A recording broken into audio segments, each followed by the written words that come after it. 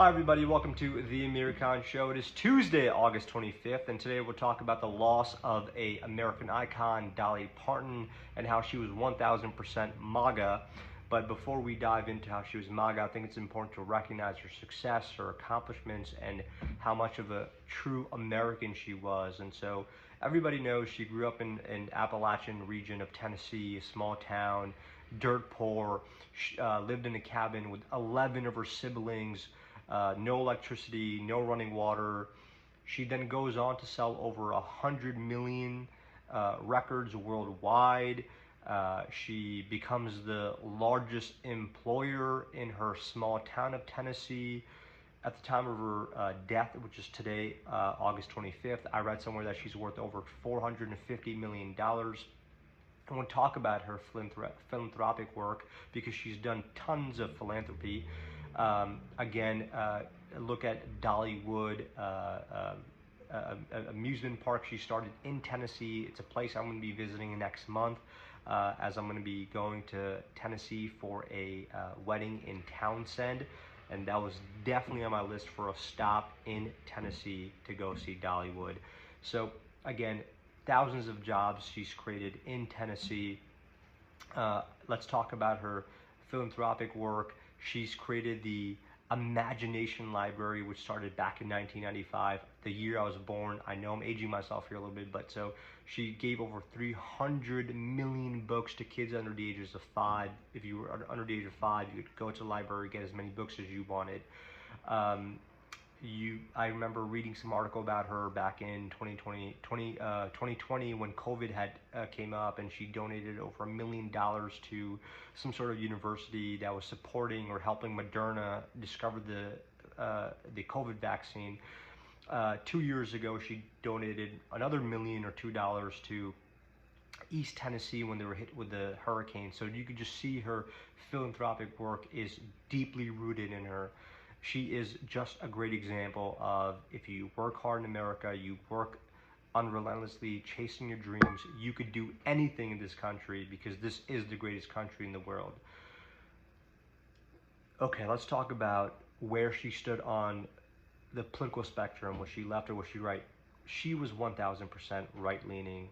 Now, if you look at some of her interviews, you'll notice that when they're asking about her political views, she'll say, "Darling, I don't want to talk about that because I don't want to upset any of my fans. I have fans all over the world, and I don't want to upset any of them."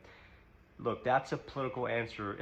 That's an answer you give to someone when you don't want to offend them. It's like you're having a conversation with your work colleagues, and they're all super left or super right, and they'll ask you, "What do you think?" and you don't want to give your opinion because you're like, it's not worth it.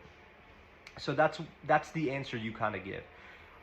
There's more evidence into why she was right-leaning. Look, she was huge when it came to her faith and family. She was openly Christian, spoke about Jesus a lot. She spoke about family values and her roots. That's like driving a stake through a liberal heart. When you say you have family values, you love your country, and you're all about faith, that is driving a stake through a liberal's heart. Not something a liberal will say. Look at her Appalachian roots. She, again, always went back to her small town in the Appalachian region, spoke about small businesses and small business growth.